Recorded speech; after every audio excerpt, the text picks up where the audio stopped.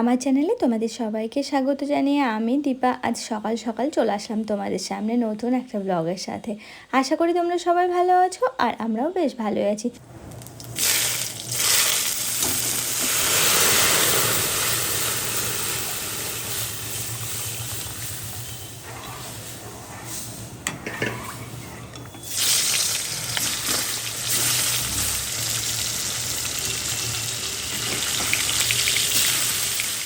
তোমরা হয়তো দেখে বুঝেই গেছো যে এখন কিন্তু আমাদের হচ্ছে সকালের রান্না বান্না।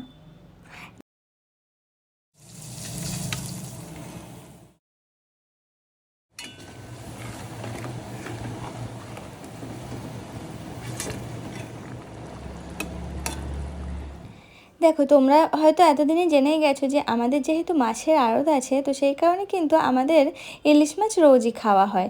তো সেই জন্য আজকে আমার হঠাৎ করে মনে হলো একটু ইলিশ মাছের লেজ ভর্তা বানাই। তো এবছরে তো বানানোই হয়নি, এবছরে কি কোনো দিনই বানাইনি, তো আজকে আর কি লেগে পড়লাম ওই সেই কারণেই। আর জানো তো সমস্ত ইনগ্রিডিয়েন্টস একে একে জোগাড় করলাম ঠিকই, তবে ধনে পাতাটা না পেলাম না। তারপর বাড়িতে যে বিলাতি ধনে পাতা ছিল, একটা গাছই ছিল, তার থেকে মাত্র দুটো পাতা ছিঁড়ে নিয়ে চলে আসলাম। আর দেখো একে একে কিন্তু কাঁটাগুলো ছাড়িয়ে নিয়ে তারপর শুকনো লঙ্কা, ধনেপাতা, একটু কাঁচা সর্ষের তেল, লবণ, কাঁচা পেঁয়াজ এই সমস্ত কিছু দিয়ে ভালো করে মেখে নেবো। আর দেখো থালার আর এক সাইডে কিন্তু আমি আলু সিদ্ধটাও মেখে রেখেছি। ও আর কি সকালের খাবার বুঝতেই পারছো, এইগুলোই আর কি। আর খাবার মেনুতে যদি একটু ডাল, একটু আলু সিদ্ধ আর তার সাথে যদি ইলিশ মাছের লেজ ভর্তা থাকে তাহলে আর কি চাই বলো তো, পুরো জমে ক্ষীর কিন্তু খাওয়া দাওয়া। আকাশটা এত সুন্দর লাগছে। ওটা একটা বৌদি আমাদের বারহাটায়, ওই যে বারহাটা কাকিমা ছিল না, শুনো? হ্যাঁ হ্যাঁ হ্যাঁ, সেদিন হ্যাঁ হ্যাঁ হ্যাঁ, সেদিন তোমার সাথে আমার দেখা হয়।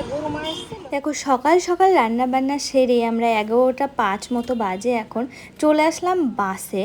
আর বাসে করে কোথায় যাচ্ছি না যাচ্ছি সবটাই তোমাদের বলবো, চলো আস্তে আস্তে বলা যাক। তো দেখো মা ওই সাইডে বসে আছে কেন বলো তো, আমরা দুটো সিট নিয়ে বসে আছি, কোন দিকে রোদ আসবে ঠিক বুঝতে পারছিলাম না। তো মা ওদিকে বসে আছে, আমি এদিকে। তারপরে বলা হলো যেদিকে রোদ না আসবে সেদিকে দুজনে চলে যাওয়া হবে। আর বাসটা যেহেতু খালিও ছিল সেই জন্য আর অসুবিধা হয়নি।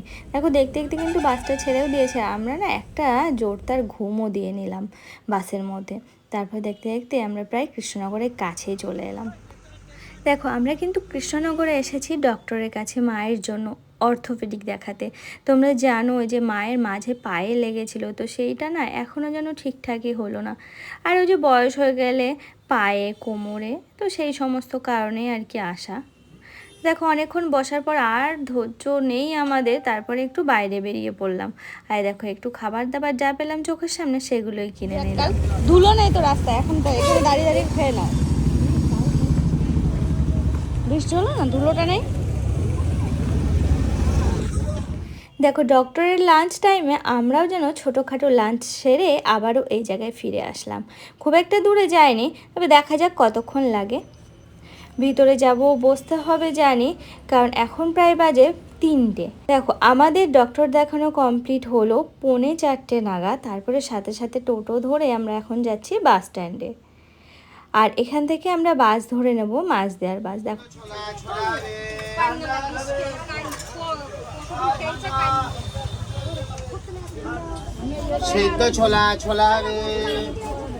বাসটাতে ভিড় থাকার কারণে আমরা দুজন দু জায়গায় সিট পেয়েছি, সেখানেই বসে পড়েছি, অনেকটা রাস্তা যাব তো সেই কারণে। To the city streets, we began to feel the fire. We rise like tall buildings as the chemicals they take us higher. The night's young and it's just begun as she puts her hand in mine. We wanna chase the night, wanna dance to the light, pull stars from the sky.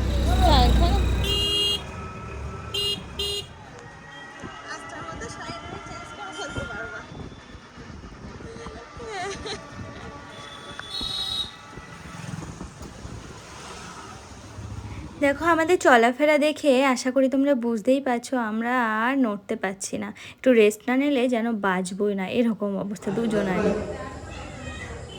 তো সে এখানে বসে আছে কেন, সেদিন তালা মেরেছিস? সন্ধ্যা হয়ে গেছে, বেশ কিছুক্ষণ রেস্ট নেওয়ার পরে আবার বেরোলাম একটু বাজারে। না গো, আজকে কিন্তু ফালতু কাজে বেরোয়নি, আমার বিশেষ একটা কাজ ছিল। আসলে আমার না প্র্যাকটিক্যাল এক্সাম রয়েছে, তো সেই কারণে আর কি কলেজে, তো সেই কারণে একজনের কাছ থেকে খাতা নেওয়া ছিল, সেই খাতাটা তাকে দিয়ে আসার জন্য 2 দিন ধরে ভাবছি আজ যাব কাল যাব করে। ওই যে কালকে গেছিলাম না হাজরাপুর, তো কালকে তো আর হয়নি, তো সেই জন্যই আর কি আজকে বেরিয়ে পড়া খাতা দিতে আর খাতা নিতে, ওই আর কি বুঝতেই পারছো। ব্যস্ততার মধ্যে দিয়ে ভালোই কাটছে জানো তো। আমার এদিকে আমার নিজস্ব অনেক কাজকর্ম রয়েছে, প্লাস সমস্ত কিছু মিলিয়ে মিশিয়ে অনেক ব্যস্ত। আর হাজরাপুর থেকে কেন এসেছিলাম আজকে বুঝতেই পেরেছো আশা করি। দেখো, না আসলে মাকে একা একাই কৃষ্ণনগরে যেতে হতো, ওটা একটু কেমন লাগে না। বাড়ি ফিরে এসে সবার জন্য চা করে একটু চা খেলাম।